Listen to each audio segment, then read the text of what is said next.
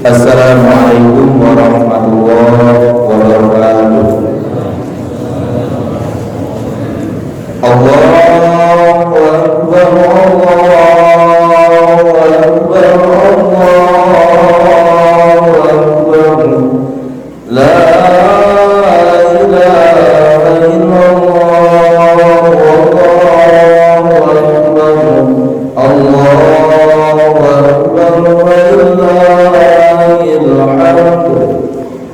Innal hamdalillah nahmaduhu wa nasta'inuhu wa nastaghfiruh wa na'udzu billahi min shururi anfusina wa min sayyiati a'malina.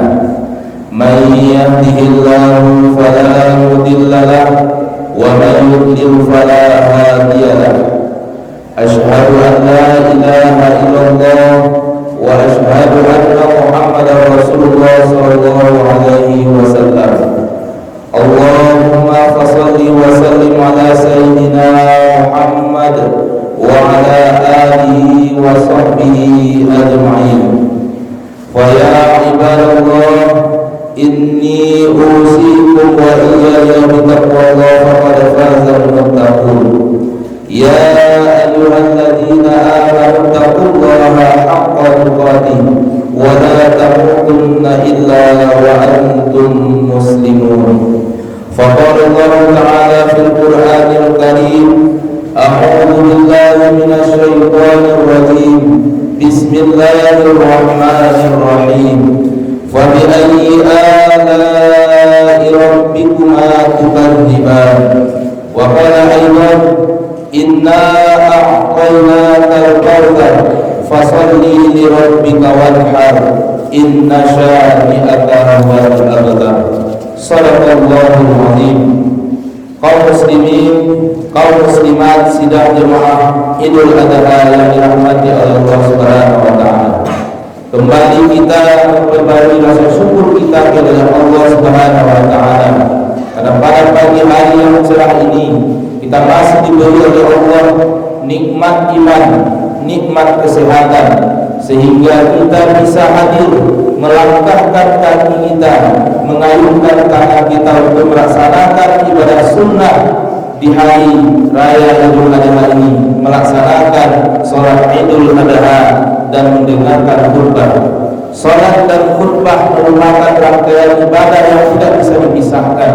Ketika kita sudah melaksanakan sholat, kemudian khutbah dimulai, kita memulai pembicaraan kita dengan saudara kita di samping kita. Kita keluar dari masjid ini, maka rangkaian ibadah yang sudah kita laksanakan dari awal tadi, kata Rasulullah, la ghawka, adalah perbuatan yang sia-sia. Berselawat kita kepada Rasulullah sallallahu alaihi wasallam dengan doa Allahumma shalli ala Muhammad wa ala ali Muhammad. Sebelum Fatih menyampaikan nasihat mimbar pada pagi hari ini, Fatih berwasiat kepada diri sendiri dan kepada kita bersama. Marilah kita sama-sama meningkatkan iman dan takwa kita kepada Allah Subhanahu wa taala. Karena sesungguhnya iman dan takwa bekal kita menemui Allah di akhirat kelak. Dan takwa yang diharapkan adalah ketakwaan yang sebenar-benarnya, bukan takwa yang berpura-pura, bukan takwa yang hanya ingin menampakkan kepada orang lain, namun takwa karena Allah Subhanahu wa taala. Sebagaimana ayat yang selalu dibacakan oleh setiap khatib di atas mimbar, ya ayyuhalladzina amanu taqullaha haqqa tuqatih. Wahai orang-orang yang beriman, bertakwalah kepada Allah dengan takwa yang sebenar-benarnya, haqqa tuqatih. Kemudian Allah pesankan, wala tamutunna illa wa antum muslimun, dan janganlah engkau mati kecuali dalam keadaan muslim. Kaum muslimin, sidang jemaah Idul Adha yang dirahmati oleh Allah, pagi hari ini merupakan hari yang agung, hari yang dimuliakan oleh Allah Subhanahu wa taala.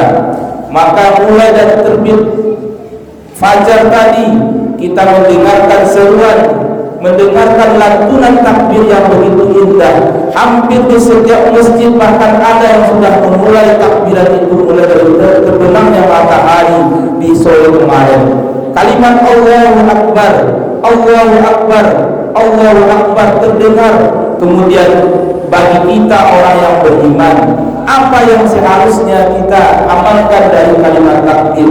Apakah kalimat takbir itu hanya berisi waktu, penanda waktu bahasanya hari ini adalah hari lebaran?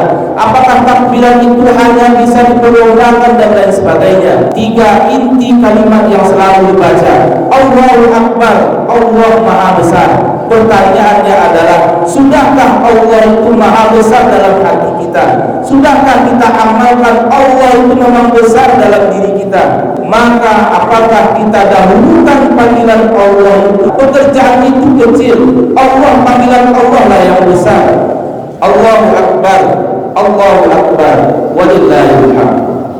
Kemudian kalimat yang kedua adalah la ilaha illallah. Tiada Tuhan selain Allah.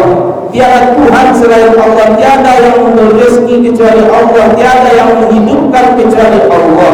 Kalimat la ilaha illallah kita tanamkan dalam hati kita, kita pahami dalam hati kita, maka tatkala terjadi sesuatu dalam kehidupan ini, maka tidak ada yang kita lakukan kecuali mengembalikannya kepada Allah. Tatkala kita sedang sakit, maka kita kembalikan kepada Allah. Sesungguhnya sakit ini dari Allah. Ketika kita sehat, maka sehat itu datangnya dari Allah. La ilaha illallah. Tiada Tuhan selain Allah. Tiada yang memberikan kesembuhan kecuali Allah. Ketika kita hari ini diberikan rezeki oleh Allah, menjadi orang yang lapang rezekinya, menjadi orang kaya, la ilaha illallah. Tiada yang memberikan kekayaan itu kecuali Allah. Ketika kita hari ini sempit rezekinya, bisa dikatakan kita orang miskin, maka tidak ada yang memberikan kemiskinan itu kecuali Allah. La ilaha illallah. Suatu ketika Nabi Musa alaihissalam pernah diuji oleh Allah. Beliau mengalami sakit sudah beberapa hari juga tidak sembuh. Kemudian Nabi Musa alaihissalam berdoa kepada Allah, ya Allah, tidak tertahankan lagi sakit perutku ini ya Allah. Tunjukkan kepadaku ya Allah apa obatnya agar sakitku ini reda ya Allah. Kemudian keistimewaan Nabi Musa alaihissalam adalah dia bisa mendengarkan percakapan dari Allah di balik tabir. Apa kata Allah kepada Nabi Musa alaihissalam? Wahai Musa, lihat di depanmu ada tumbuhan, ambil daunnya 3 lembar, kemudian engkau minum airnya.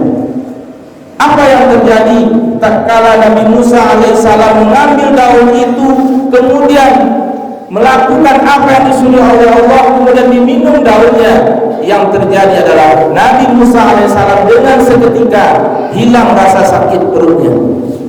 Kalau setelah itu Nabi Musa alaihissalam juga mengalami sakit yang sama yang dia derita sebelumnya. Dia ambil daun yang sama, dia lakukan hal yang sama, tetapi dengan izin Allah Nabi Musa tidak mendapatkan kesembuhan. Sudah 1 kali dilakukan, 2 kali dilakukan juga tidak sembuh.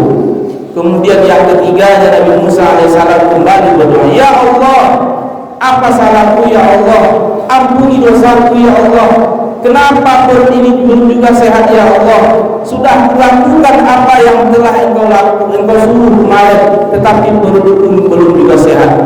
Kemudian Allah berfirman, wahai Musa, ketika engkau sakit yang pertama, yang engkau ingat adalah aku. Engkau minta petunjuk kepadaku, maka aku berikan asbab. Hanya dengan 3 lembar daun perut engkau sehat. Tetapi karena di sakit yang kedua ini, engkau tidak lagi mengingatku. Yang engkau ingat adalah daun sebagai obat yang akan menyembuhkanmu. Engkau lupa dengan wahai Musa. Maka sesungguhnya yang memberikan kesembuhan itu bukanlah daun, tetapi yang menyembuhkan itu adalah Allah. Maka tatkala kita memahami kalimat la ilaha illallah, maka tidak ada harapan kita kecuali kepada Allah Subhanahu wa taala. Kemudian yang ketiga, kalimat alhamdulillah. Kalimat segala puji bagi Allah, tidak ada yang pantas kita puji kecuali Allah. Namun tatkala kita dipuji oleh orang, maka kembalikanlah pujian itu kepada Allah. Karena sesungguhnya kita ini tidaklah pantas dipuji. Tatkala kita dipuji oleh orang, sesungguhnya Allah sedang menutup aib-aib kita. Sesungguhnya kita diangkat, dimuliakan oleh orang-orang, maka sesungguhnya Allah sedang menutup kejelekan dan keburukan kita. Allahu Akbar, Allahu Akbar, walillahil hamd.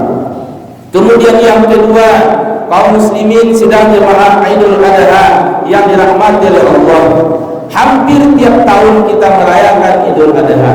Hampir tiap tahun selalu kami menyampaikan makna-makna pelajaran-pelajaran yang terjadi di hari Lebaran Idul Adha. Kalaulah kita hari ini berumur 30 tahun, dikurangi umur balik kita, maka sudah hampir 23 tahun kita mendapatkan pelajaran tentang Idul Adha, mendapatkan pelajaran tentang bagaimana kisah Nabi Ibrahim alaihissalam. Pertanyaannya hari ini adalah, sudah sekian kali kita mengikuti merayakan Idul Adha, mendengarkan nasihat Idul Adha, sampai di mana sudah kita amalkan nasihat itu? Kaum muslimin sidang jemaah Idul Adha yang berbahagia, ini ada dua ibadah yang utama. Yang pertama adalah naik haji, ibadah haji ke Baitullah. Tatkala saudara-saudara kita sudah berangkat ke Mekah untuk melaksanakan ibadah haji di tahun ini, bagaimana perasaan kita? Apakah hanya kita melihat mereka naik haji karena ada uangnya dan lain sebagainya? Akankah kita menjerit dalam hati, ya Allah, panggil kami ya Allah, panggil kami ke tanah-Mu yang suci ya Allah, panggil kami untuk melaksanakan ibadah haji? Apakah dorongan semangat untuk melaksanakan naik haji itu menelusuri perjalanan Nabi Ibrahim alaihissalam dan keluarganya di pelaksanaan ibadah haji itu sudah tertanam dalam hati kita? Kemudian yang kedua, ibadah yang sangat luar biasa di bulan Zulhijjah ini adalah ibadah kurban. Sesuai dengan hadis, sesuai dengan yang disampaikan di awal tadi, A'udzubillahi minasyaitonirrajim. Bismillahirrahmanirrahim. Inna a'tainakal kautsar. Sesungguhnya kami telah memberikan kamu nikmat yang banyak. Kaum muslimin, kaum muslimat rahimakumullah, kita mendapatkan nikmat dari Allah tak terhitung banyaknya. Apabila kita mau menghitung nikmat Allah, Allah sudah jamin dalam Al-Quran, wa in ta'uddu ni'matallahi la tuhsuha. Apabila engkau ingin menghitung nikmatku, kata Allah, la tuhsuha, engkau tidak akan dapat menghitungnya. Tatkala kita lihat nikmat itu ada di dalam diri kita, nikmat itu ada di luar diri kita, tatkala kita hitung, kita tidak akan sanggup. Ketika kita lihat dalam tubuh kita saja, di dalam tubuh kita ada organ-organ yang sangat luar biasa mahalnya, tidak bisa kita ukur dengan uang. Namun apa kata Allah dalam surat yang sering kita hafal? Fasholli li rabbika wanhar. Maka berkurban, maka sholatlah karena Tuhanmu dan berkurbanlah. Kaum muslimin, kaum muslimat sidang jemaah Idul Adha yang dimuliakan oleh Allah, perintah Allah disandingkan antara sholat dengan kurban. Sebagian ulama mengatakan sholat di sini adalah sholat 5 waktu sehari semalam. Ada lagi ulama yang mengatakan sholat di sini adalah sholat Idul Adha. Yang jelas perintah Allah adalah fasholli li rabbika wanhar, maka sholatlah dan berkurbanlah. Kaum muslimin sidang jemaah Idul Adha yang berbahagia, pertanyaan yang terbesar hari ini, ketika pengurus sudah menyampaikan peserta kurban di masjid kita hanya adalah sekian ratus orang, sudahkah ada nama kita dalam 100 orang itu? Apakah masih ada kilah dalam hati kita? Apakah masih ada alasan di hati kita? Tatkala orang mengatakan, apakah bapak kurban hari ini? Apakah ibu kurban hari ini? Kemudian kita kita menjawab tanpa berasa berdosa, kita mengatakan saya nak kurban tahun ini, saya nak mampu. Ada kalimat pembeda, ada kalimat pembela dalam diri kita yang sering kita gunakan, saya nak mampu. Kaum muslimin sedang jemaah Idul Adha yang dirahmati oleh Allah, ukuran mampu dan tidak mampunya dalam agama Islam, dalam fikih adalah 3 hari ke depan kita masih bisa memenuhi kebutuhan kita, maka kita sudah disebut dengan orang yang mampu. Sekarang manusia bertanya kepada kita, kenapa tak kurban hari tahun ini? Kita mengatakan saya tak mampu. Tatkala kita bandingkan nikmat Allah dengan perintah Allah, seandainya Allah yang bertanya nanti, ketika di padang mahsyar kita dikumpulkan oleh Allah Subhanahu wa taala, seluruh manusia berkumpul di padang mahsyar, kemudian dipanggil nama kita, kemudian Allah bertanya, "Hei fulan, kenapa engkau tidak berkurban?" Beranikah kita mengatakan di hadapan Allah, saya tak mampu ya Allah? Sementara kalau dibandingkan dengan kehidupan kita, gaya hidup yang sangat luar biasa enaknya, bahkan kita membeli rumah, membeli mobil dan lain sebagainya, kita rela habis-habisan. Ada di antara kita yang membeli rumah angsurannya per bulan 500.000 rupiah, bahkan ada yang 1 juta, ada yang 2 juta. Ada yang membeli mobil dengan cicilan, ada angsurannya per bulan 4 juta. Seandainya minimal 4 juta itu kita kalikan setahun, 4 juta kali 12, maka setahun kita menghabiskan uang kita untuk membeli mobil itu 48 juta. Sementara perintah Allah 1 kali setahun Allah perintahkan berkurban. Harganya kalau hari ini ada yang 2.700.000, ada yang 3 juta. Ketika kita bandingkan antara semangat nafsu kita untuk membeli mobil, membeli rumah, dengan perintah berkurban, tidak layak kita mengatakan kita tidak mampu di hadapan Allah. Kalau hari ini manusia yang bertanya, nanti Allah yang bertanya, sanggupkah kita mendirikan kepala kita, menegakkan kepala kita, ya Allah saya tak mampu? Rasanya naif kita beralasan seperti itu. Bagi kita yang bapak-bapak yang merokok, minimal rokok itu habis 1 hari 1 bungkus. Minimal harga rokok hari ini yang paling rendah 20.000.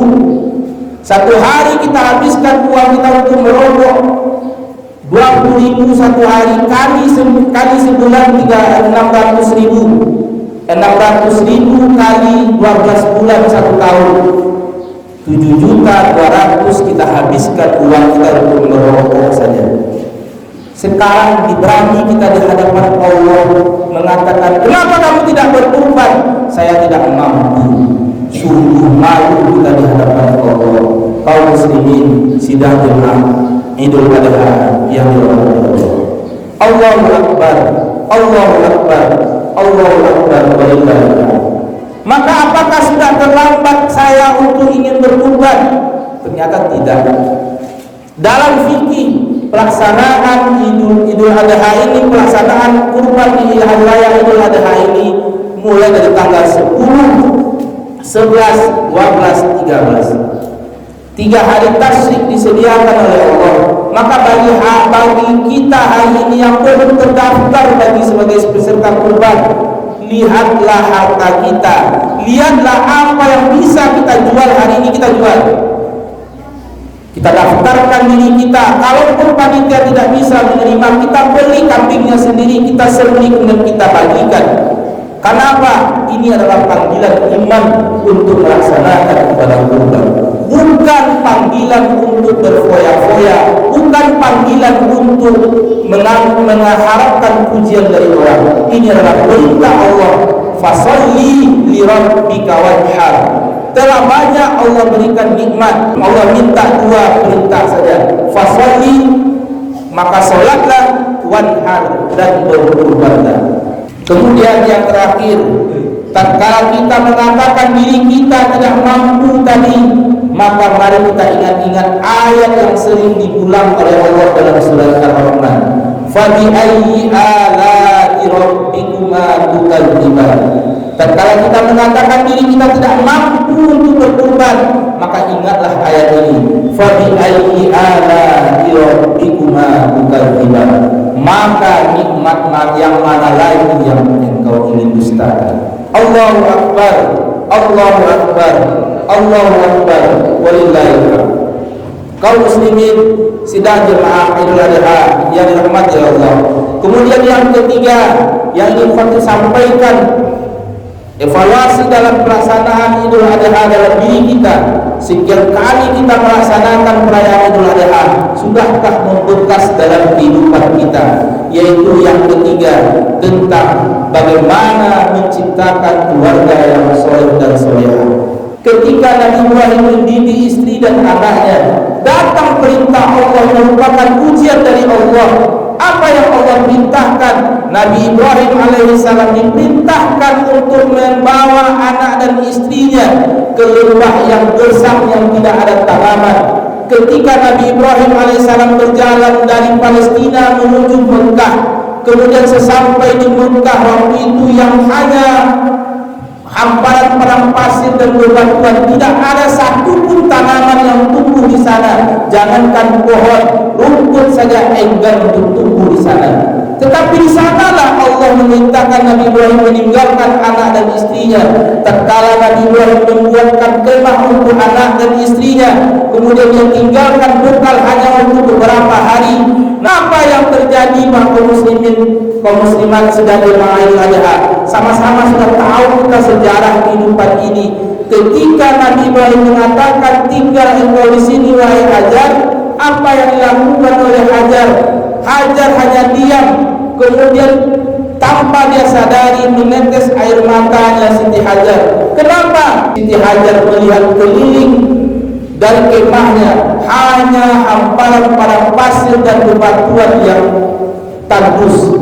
Tidak ada tanaman, tidak ada rumput. Akankah kami bisa hidup di sini?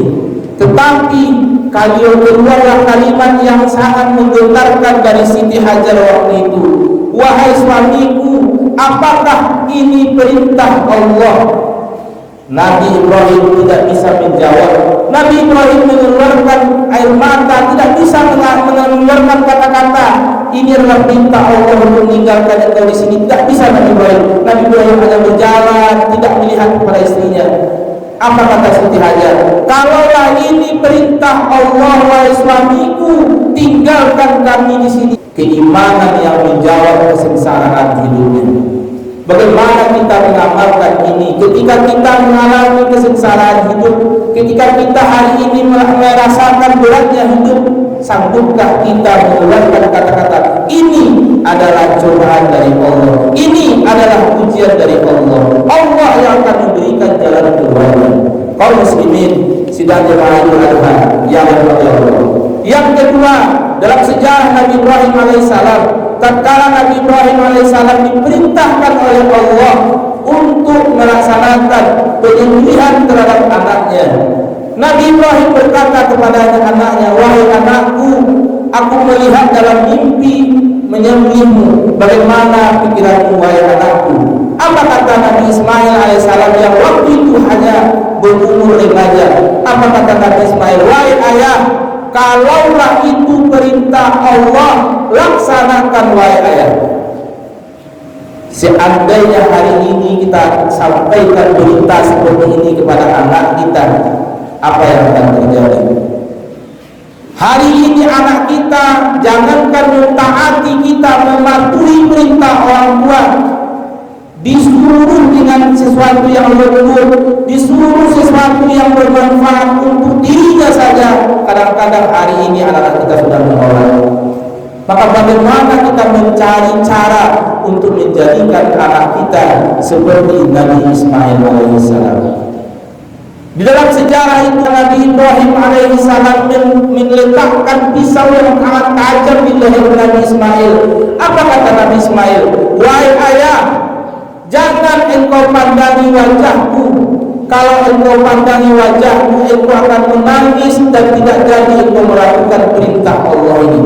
Ikat kaki dan tanganku wahai ayah, agar aku tidak meronta dan menyakitimu. Kemudian sampaikan pesanku kepada ibumu wahai ayah. Apa pesan Nabi Ismail kepada ayahnya waktu dia hampir disembelih?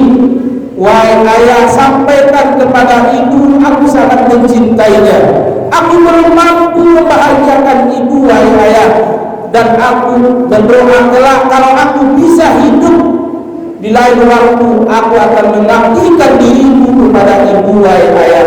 Sampaikan pesan ini wahai ayah, laksanakan perintah Allah. Apa yang terjadi tatkala Nabi Ibrahim menarik pisaunya? Allah ganti kurbannya Nabi Ibrahim alaihissalam dengan kibas. Nabi Ismail berteriak di belakang Nabi Ibrahim dengan kalimat, mengucapkan kalimat Allahu Akbar, Allahu Akbar, Allahu Akbar. Kaum muslimin sidang jemaah Idul Adha yang dirahmati oleh Allah, bagaimana bisa kita mencontoh akhlak dari Nabi Ibrahim terhadap istri dan anaknya, kemudian bagaimana kita mencontoh akhlak Nabi Ismail terhadap ayahnya, dan mencontoh akhlak Siti Hajar kepada suaminya. Mari kita pelajari sejarah ini dan kita amalkan dalam kehidupan sehari-hari. Kaum muslimin sidang jemaah Idul Adha yang dirahmati Allah, satu kisah seorang anak yang ingin membalas jasa orang tuanya, yang ingin membalas jasa ibu dan bapaknya. Ketika dia sudah berhasil menjadi seorang direktur, menjadi orang sukses, dia punya penghasilan yang banyak, kemudian dia datang kepada ayah dan ibunya. Wahai ayah, wahai ibu, aku hari ini sudah sukses, aku sudah mencapai puncak kejayaan dalam karirku, gajiku luar biasa banyaknya. Maka hari ini aku ingin membalas jasa wahai ayah dan ibu. Sebutkan apa yang ayah dan ibu inginkan, aku akan berusaha membalasnya, memberikannya, mengabulkannya sebagai balas jasa terhadap apa yang engkau lakukan kepadaku. Apa kata ibunya? Wahai anakku, kalau engkau ingin membalas jasa kami, maka engkau tidak akan sanggup wahai anakku. Tapi kalau engkau ingin membahagiakan kami, silakan engkau bahagiakan kami. Tapi kalau engkau mengatakan untuk membalas, engkau tidak akan bisa membalas.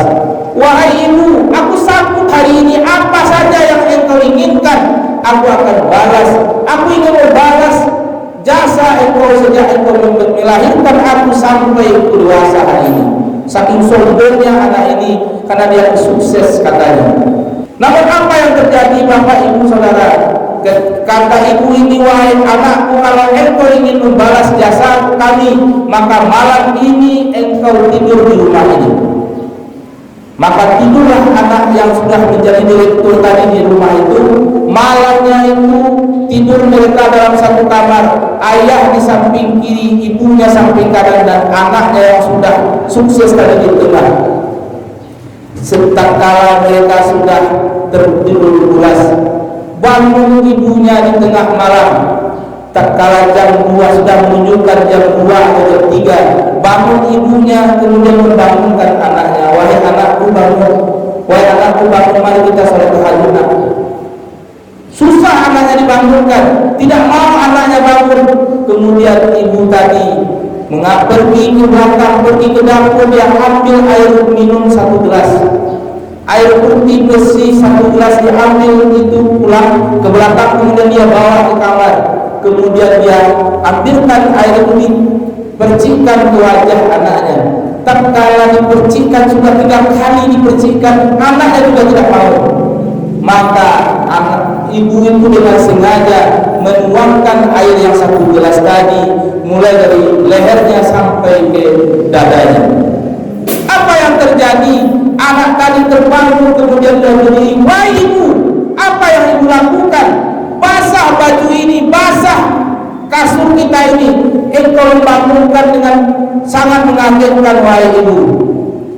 Kemudian bercucuran air mata ibu ini menjawab, wahai anakku, engkau tadi siang berkata kepada ibu, engkau ingin membalas jasa-jasa kami. Malam ini saja engkau sudah gagal. Ibu menyiramkan air kepadamu adalah air yang suci, air minum yang jernih yang ibu siramkan ke wajahmu, ibu siramkan ke bajumu. Engkau sudah berteriak kepada ibu. Bayangkanlah, hampir tiap malam engkau pipiskan pakaian ibu, hampir tiap malam engkau kotori tempat tidur kami, hampir tiap malam engkau memberikan bau yang pesing kepada kami di kamar. Tak pernah kami membentakmu, nak. Tidak pernah satu kali pun ibu dan ayah membentakmu. Namun satu kali saja yang engkau alami hari ini, engkau sudah berkata keras kepadaku. Maka sudah kubilang, nak, engkau tidak akan sanggup membalas jasa kami. Cukup engkau ingin berbuat baik, silakan, tapi jangan pernah lontarkan kata engkau akan membalas jasa. Faqtabiru ya ulil absar la'allakum turhamun. Allahu akbar, Allahu akbar, Allahu akbar, Allahu akbar, Allahu akbar, Allahu akbar, walillahil hamd. Alhamdulillahilladzi hamdan katsiran kama amara. Asyhadu an la ilaha illallah wahdahu la syarika lah wa asyhadu anna Muhammadar Rasulullah sallallahu alaihi wasallam. Allahumma shalli wa sallim ala sayyidina wa maulana Muhammad wa ala alihi wa sahbihi ajma'in. Ya ayyuhal hadirun ittaqullaha haqqa tuqatih wa la tamutunna illa wa antum muslimun.